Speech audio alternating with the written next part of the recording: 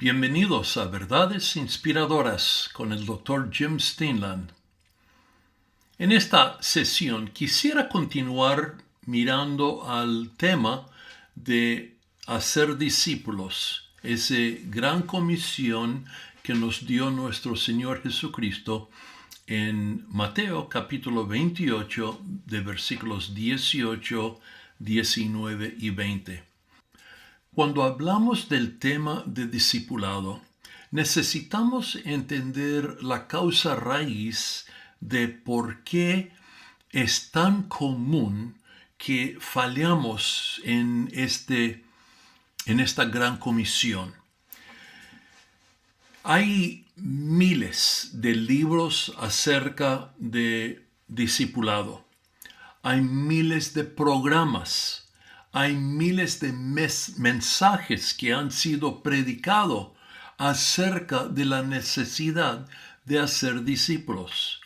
Entonces, ¿por qué es que hay tantas fallas en esta área? ¿Por qué es que la iglesia continúa siendo tan débil en cuanto a discipulado? Hace unos años yo estuve en América Latina, no le voy a mencionar el país, pero estuve con un grupo de pastores y los pastores me dijeron, nosotros sabemos evangelizar, pero no sabemos hacer discípulos. Hacemos bien en traer a la gente al conocimiento de Jesucristo. Pero cuando llegamos al punto de ayudarles a crecer, fallamos totalmente. ¿Por qué es? Yo creo que el gran problema es nuestra falta de entender causas raíces. Entonces, en esta sesión, quiero mirar con ustedes a causas raíces, la importancia de identificar la causa raíz de por qué es tan común que erramos en esta obra de hacer discípulos. La causa raíz de por qué no hay más misioneros no es porque la gente no sabe que deben de ir. El problema, la razón que no hay más misioneros en el campo misionero, es porque las personas aman más los placeres de vivir en su propia tierra que ir y llevar el evangelio a otras personas. La causa raíz de por qué hay división en iglesias no es que las personas, los miembros de la iglesia, no entienden que Jesús oró por la unidad. Eso no es la causa raíz. Ellos saben muy bien que Jesús oró por la unidad. El problema es que las personas aman más sus propios deseos que aman al Salvador. La causa raíz de por qué hay divorcio, de por qué hay adulterio, de por qué hay fornicación, de por qué hay adicción a pornografía, no es que las personas no entienden que estas cosas son pecado. No. El problema es que los seres humanos aman más el placer del pecado que su amor por Dios. ¿Por qué es que líderes de iglesias caen en pecado moral? No es porque no saben que ese es pecado. Ellos saben. El problema es que aman más el placer del pecado que aman al Salvador. La causa raíz del problema en la iglesia, y esto ha sido el problema por 100, 150 años, por lo mínimo. Yo he encontrado mensajes de pastores hablando y predicando acerca de este tema, que vienen de 1880 y algo por allí. Entonces, esto ha sido un problema por muchos años. El problema es que un conocimiento mínimo de Dios resulta solamente en un amor mínimo por Dios. Y un amor mínimo por Dios produce nada más que una obediencia mínima. Y una obediencia mínima produce solamente lo mínimo de habitar en Jesús. Y lo mínimo de habitar en Jesús produce nada más que lo mínimo de fruto. Lo mínimo de fruto produce nada más que lo mínimo de gloria para Dios Padre. Y lo mínimo de gloria para Dios Padre produce nada más que lo mínimo de respuestas a nuestras oraciones. Y lo mínimo de respuestas a nuestras oraciones produce frustración y lo mínimo de la vida abundante que Jesús vino a darnos. Ese es el problema. El problema no es que las personas no conocen que no deben de caer en pecado. El problema es que tienen un conocimiento tan mínimo acerca de Dios, de la grandeza de Dios, del amor de Dios, de la inmensidad del amor de Dios, la inmensidad de la misericordia de Dios, la inmensidad de la gracia de Dios. Su conocimiento es tan mínimo que resulta en un amor mínimo. Ese es el problema. El problema es la falta de amor por Dios. Entonces yo repito que la falla más grande en la iglesia ha sido la falta de enseñar a las personas acerca de quién Dios es, qué Dios ofrece, qué Dios ha hecho.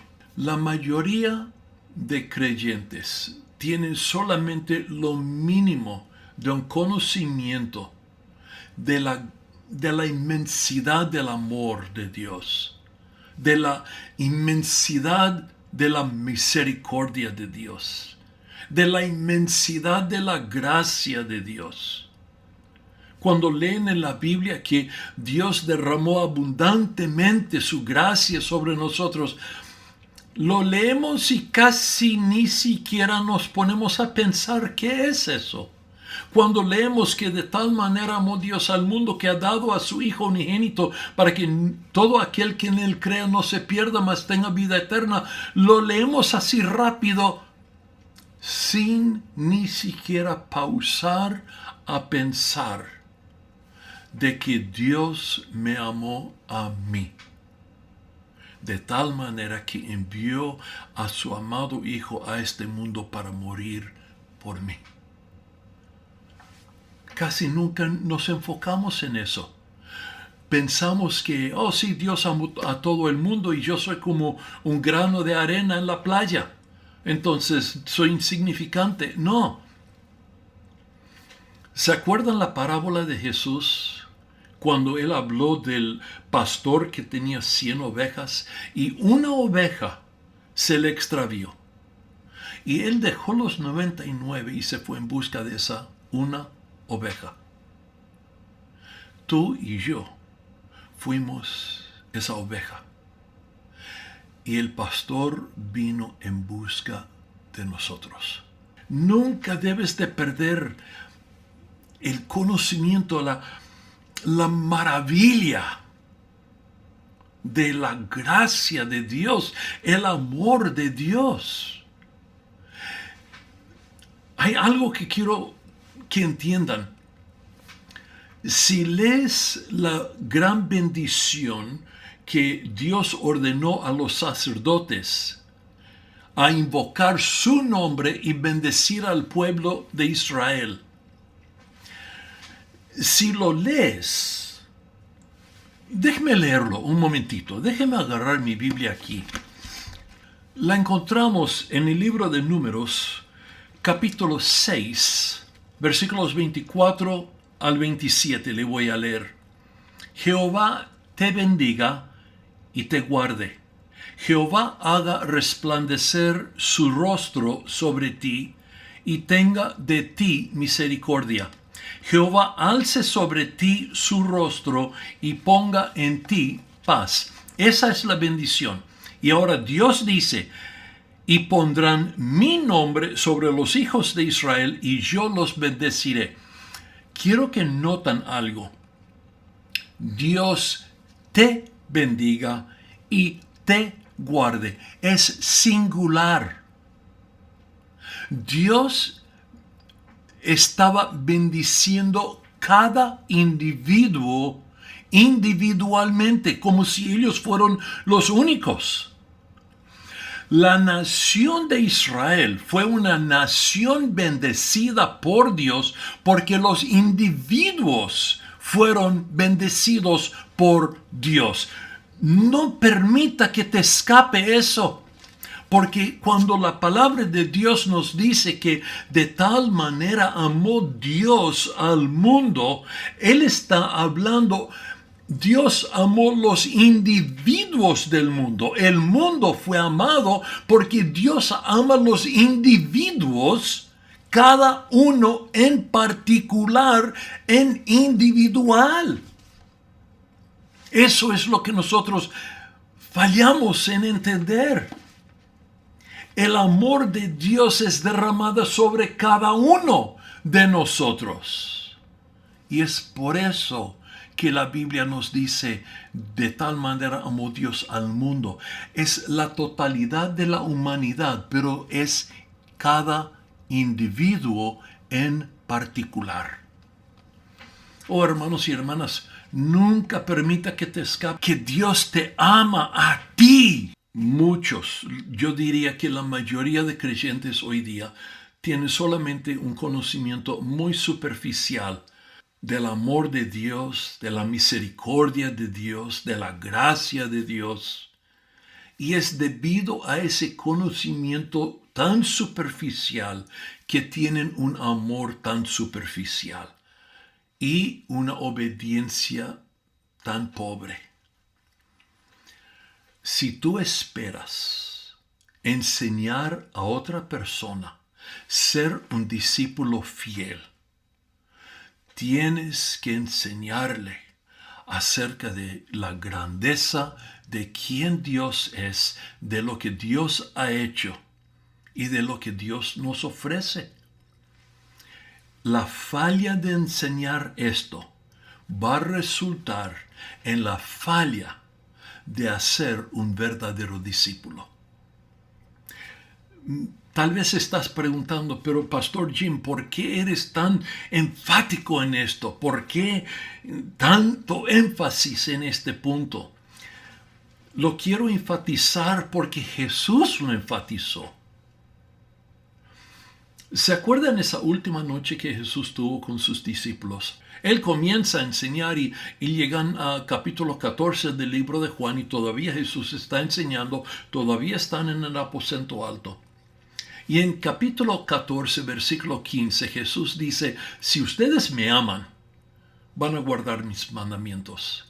Y luego en versículo 21, Él dice otra vez, el que tiene mis mandamientos, ese es el que me ama, el que guarda mis mandamientos. Y luego en versículo 23, Él vuelve a repetirlo de una forma un poco diferente. Dice, si uno me ama, guardará mis palabras. 3 veces Jesús dice, amor produce obediencia. Y luego Él voltea esto. Yo creo, para estar absolutamente seguro que los apóstoles lo entienden lo más claro posible. Él dice, el que no me ama, no me obedece. Yo no encuentro ni un otro lugar en la palabra de Dios donde Jesús repitió algo 3 veces y luego lo voltea y lo dice de otra forma para que entiendan las consecuencias de la falta de obedecer o de la falta del amor. 3 veces Jesús dice, si me amas, me vas a obedecer. Y luego Él dice, el que no me ama, no me obedece. Tenemos que estar bien claro en esto. si nosotros fallamos en enseñar a una persona para que ellos lleguen a amar al Salvador, siempre va a resultar en una persona que no obedece. ¿Por qué lo digo? Porque Jesús lo dijo. No es mis palabras, es el mensaje que nuestro Señor Jesús dio a los 11 discípulos solamente horas antes de ir a la cruz. Entonces, podemos decir con certeza que si nosotros fallamos en enseñar a la persona acerca de la grandeza de Dios, para que lleguen a amar a Dios, esa persona siempre va a desobedecer a Dios. Jesús lo dijo, no yo. Ok, entonces, ese es el primer punto. Tenemos que identificar, tenemos que entender claramente la causa raíz de la desobediencia o de la falta de obediencia. La falta de obediencia es el resultado de la falta de amor. No hay otra cosa. La falta de obediencia es el resultado de una falta de amor por Dios. Debemos de cuidarnos de no caer en el error en la cual muchos se caen. Hay muchos que dicen que el amor por Dios es la responsabilidad del Espíritu Santo. Déjeme aclarar algo aquí. Si fuera que nuestro amor por Dios es la obra exclusiva del Espíritu Santo y no es nuestra, nosotros no tenemos parte en esto, cada uno de nosotros lo haríamos perfectamente. El Espíritu Santo es Dios. Dios nunca falla. Entonces, si nuestro amor por Dios es lo que el Espíritu Santo hace en nosotros, cada uno de nosotros amaríamos a Dios con un amor perfecto. Ahora, ¿cómo sería tu vida si pudieras amar a Dios perfectamente? Porque yo he escuchado pastores decir, yo amo a Dios con todo mi corazón, o yo amo a Jesús con todo mi corazón. He escuchado creyentes decir, yo amo a Jesús con todo mi corazón. ¿Es verdad o no? ¿Quién cumplió con ese mandamiento de amar a Dios con todo su corazón, con toda su alma y con toda su mente? Sabemos que Jesús de Nazaret cumplió con ese mandamiento perfectamente. Él era perfecto. Él era Dios hecho carne. Entonces, Él cumplió con ese mandamiento. Él, habiendo estado en la presencia del Padre, tuvo un conocimiento perfecto del Padre y su amor por el Padre era un amor perfecto por el Padre. Entonces, ¿cómo podemos ver cómo fue el comportamiento de la vida de Jesús? Bueno, si miramos en el libro de Juan, otra vez encontramos cómo fue esa vida que amaba al Padre con un amor perfecto. Jesús dijo en Juan 4:34, mi comida es hacer la voluntad del que me envió y llevar a cabo su obra. Lo que le dio sustento a Jesús no fue la comida. Lo que le dio sustento a Jesús, porque él estuvo rechazando la comida que los discípulos habían traído. Y él dice, los discípulos están sorprendidos, ellos piensan que alguien le ha traído comida. Y él dice, no, mi comida es hacer la voluntad del Padre. Luego, encontramos en Juan 6:38, donde Jesús dice, porque he descendido del cielo no para hacer mi voluntad, sino la voluntad del que me envió. Continuamos leyendo, llegamos a Juan capítulo 14, versículo 31. Como el Padre me mandó, así hago. Luego llegamos a capítulo 17 y él está orando al Padre y él dice, yo te he glorificado en la tierra habiendo terminado la obra que me diste que hiciera. Jesús nunca hizo nada para satisfacer un deseo propio. Jesús vivió su vida con un solo propósito, para agradar al Padre y terminar la obra que el Padre le había asignado. Ahora, si tú y yo pudiéramos amar a Dios con todo nuestro corazón, con toda nuestra alma y con toda nuestra mente, nuestra vida sería igual. ¿Has pensado alguna vez cómo puedes medir tu amor por Jesús? ¿Dónde está el medidor? ¿Cómo podemos saber cuánto le amamos? El medidor es nuestra obediencia. Un amor perfecto va a resultar en la vida como Jesús vivió. Una obediencia perfecta. El problema que nosotros tenemos es que no le amamos de todo corazón, con todo nuestro alma y con toda nuestra mente.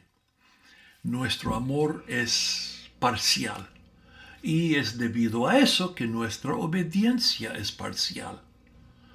Entonces nosotros tenemos que, voy a decirlo otra vez, tenemos que ayudar a nuevos creyentes a conocer quién Dios es, qué Dios ha hecho y cuánto Dios los ama.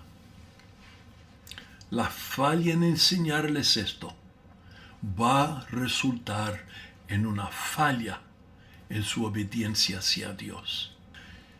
Si tú y yo fallamos en llevar ese nuevo creyente, esa persona que Dios nos ha dado para enseñar, si nosotros fallamos en ayudarles a tener un entendimiento claro y profundo de lo que Dios ha hecho y cuán grande es el amor de Dios, la misericordia de Dios y la gracia de Dios, siempre va a resultar en una persona que no obedece a Dios. Tenemos que estar bien claro en eso. Y tenemos que ayudar, tenemos que trabajar en esto. Entonces tal vez me estás preguntando, bueno, ¿dónde está la ventaja en mi vida personal en hacer discípulos? Si es una obra tan grande, ¿dónde está el beneficio para mí? ¿Por qué quiero yo intentar de hacer discípulos? Porque me estás diciendo que tenemos que enseñar todas estas cosas acerca de Dios que yo ni siquiera conozco. Esto es otro lugar donde nosotros fallamos en entender el plan de Dios para nuestra vida. Y quiero que entiendan el plan de Dios, porque el plan de Dios es un plan maravilloso, porque esto es lo que tenemos que entender. Cuando Dios nos dice que debemos de hacer discípulos, cuando Jesús nos dio ese mandamiento de ir y hacer discípulos, nosotros somos los que ganamos más que la persona que estamos discipulando. El maestro siempre aprende más que el alumno. Y eso es lo que nosotros tenemos que entender.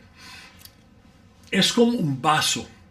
Si el vaso está lleno de agua, no le puedes echar más. Ya está lleno. Entonces, para echarle agua fresca, tienes que vaciar el vaso.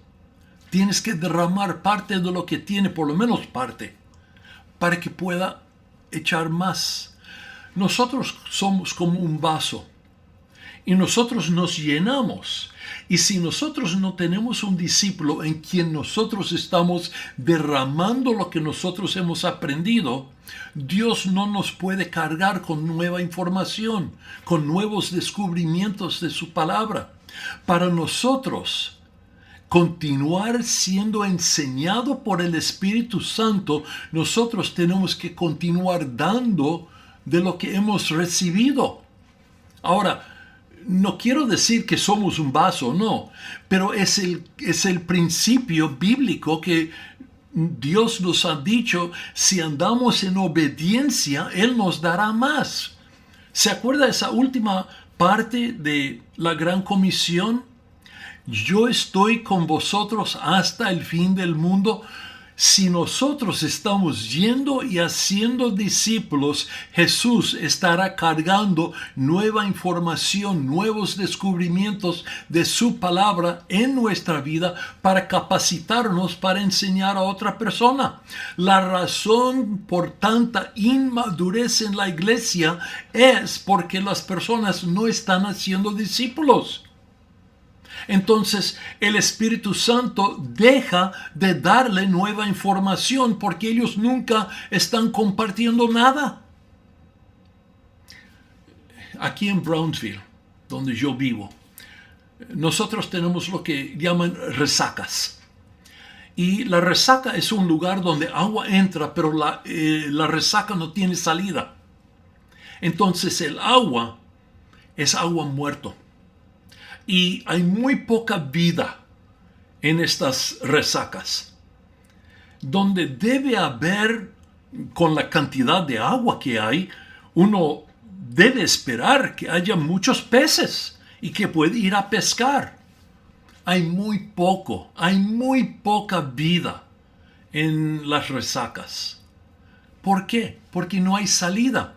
Y ya que no hay salida, no hay entrada fresca, el agua pierde el oxígeno y lo que está allí son unos sapos y ranas que pueden respirar afuera del agua, tortugas que pueden respirar afuera del agua y luego esconderse en el agua. Los patos que viven encima del agua pero no viven del agua. Hay muchos creyentes, hay muchas personas en iglesias que son como esas resacas aquí en Brownsville. Agua muerta. Porque no tienen salida, no se le está dando agua fresca. No producen nada de vida nueva. Nosotros tenemos que ser como un río, siempre con una salida, para que Dios pueda ir dándonos nuevas cosas. Jesús, quien promete estar con nosotros, va a darnos nuevas cosas para continuar enseñando, pero nosotros tenemos que estar enseñando, tenemos que estar andando en obediencia. Y cuando andamos en obediencia, haciendo discípulos, Jesús promete que Él estará dándonos más y más. Nosotros, discipuladores, somos los que aprendemos más que cualquier otro. ¿Por qué? Porque Dios continúa dándonos nuevas cosas mientras que nosotros estamos dando a otros. Ahora, la otra cosa, nosotros aprendemos, cuando estamos haciendo discípulos, nosotros aprendemos cómo discernir la voz de Dios, la voz del Espíritu Santo cuando Él nos habla. Nosotros necesitamos enseñar al nuevo creyente eso, y Dios sabe que necesitamos enseñar a ese nuevo creyente cómo discernir la voz del Espíritu Santo. Entonces Dios nos enseña a nosotros cómo discernir su voz para que podamos enseñar. Hay muchas personas en iglesias hoy día que nunca han aprendido cómo discernir la voz del Espíritu Santo. Hay muchos que creen que el Espíritu Santo ya no nos habla. Ahora, yo puedo testificar personalmente que eso no es cierto. El Espíritu Santo quiere hablarnos, y cuando nosotros aprendemos cómo discernir su voz, Él nos habla y Él nos da lo que Él quiere que nosotros enseñemos a otras personas. Tercer cosa que vas a aprender. Vas a aprender cómo poner a un lado las ideas de los hombres y escuchar lo que Dios está diciendo. Vas a aprender cómo buscar en la palabra de Dios el plan de Dios en vez de aceptar lo que los hombres nos dicen hoy día. Cada hombre, y no me importa quién es, yo incluso, somos imperfectos y cometemos errores. ¿Sabes cómo sé? Esta es la quinta vez que he intentado de grabar este mensaje. El diablo no quiere que lo grabe, estoy seguro.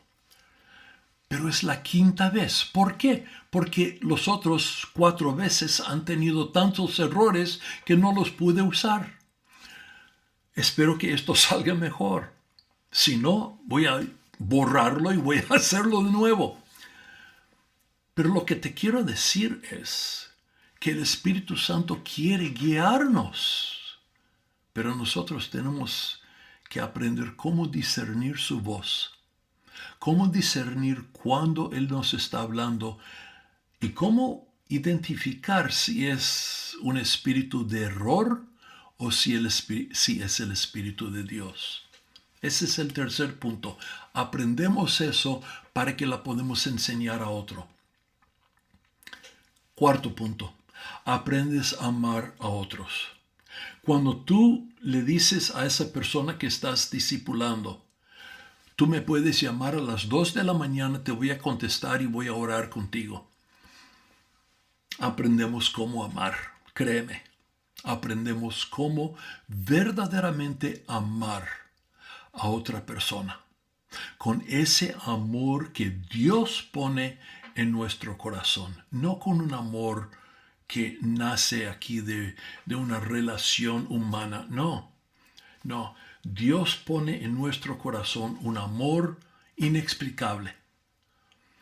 Vas a aprenderlo si es que andas en obediencia y haces discípulos. Punto 5.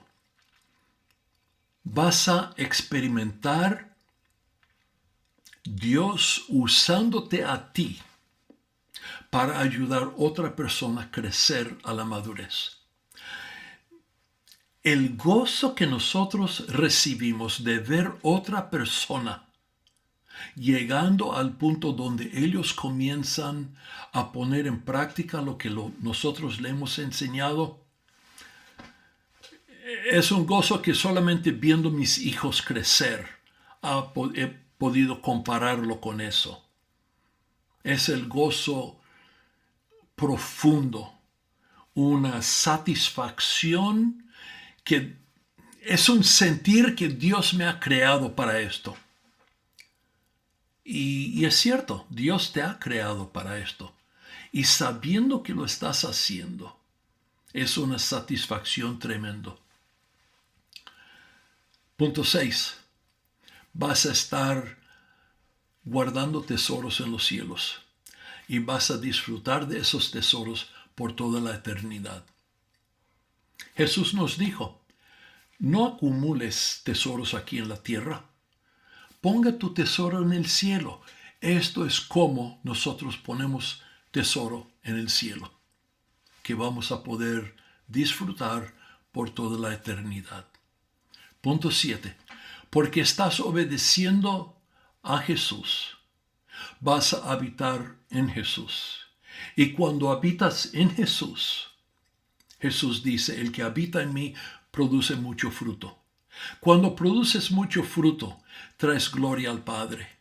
Cuando traes gloria al Padre, el Padre responde a nuestras oraciones, a nuestras peticiones. Y cuando nosotros oramos y vemos que el Dios omnipotente responde a nuestras oraciones, wow, allí estás disfrutando de la vida abundante que Jesús vino a darnos. Hermanos y hermanas, queridos amigos, yo espero que esto tiene sentido para ti. Yo espero que por medio de esto entiendes más del plan de Dios para tu vida y que esa persona quien Dios ha puesto en tu vida, que conoce menos de lo que tú conoces, yo espero que comienzas a compartir con ellos un poco más de la grandeza de Dios. Yo espero que creces en la gracia y el conocimiento de nuestro Señor y Salvador Jesucristo, como escribió el apóstol Pedro en sus últimas palabras en su segunda carta. Que crezcas en la gracia y el conocimiento de nuestro Señor y Salvador Jesucristo, y que llegues a disfrutar de esa vida abundante que Jesús vino a darnos. Hasta la próxima vez. Que Dios te bendiga grandemente.